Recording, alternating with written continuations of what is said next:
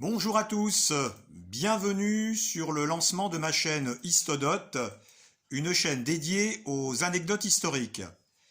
Alors des anecdotes plus ou moins connues, des anecdotes drôles, insolites, voire assez surprenantes.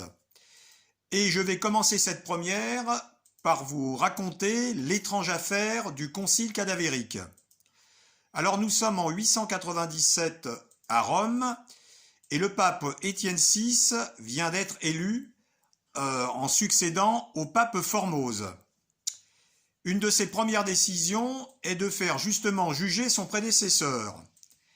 Il lui reproche en effet sa trahison de n'avoir pas favorisé le bon candidat lors de l'élection de l'empereur d'Italie.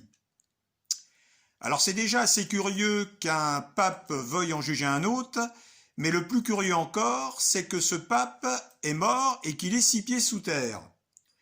Qu'à cela ne tienne, puisque Étienne va faire exhumer le corps, le faire revêtir de ses habits sacerdotaux et l'asseoir sur son trône pontifical. Alors on va même lui attribuer un défenseur, puisque vous vous doutez bien que le pauvre Formose ne peut guère se défendre par lui-même.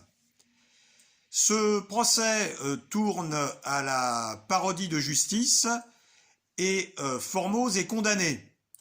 Quand on ne peut pas l'exécuter une deuxième fois, on se contente simplement de lui couper les 2 doigts qui servaient à bénir les fidèles et à le dépouiller de ses vêtements sacerdotaux.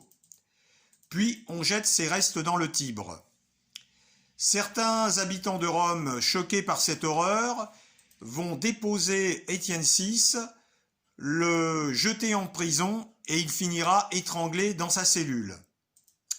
De là à dire que certains papes n'étaient pas très catholiques, il n'y a qu'un pas.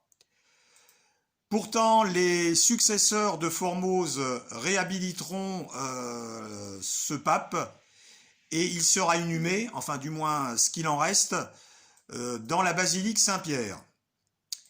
Voilà pour cette première histoire.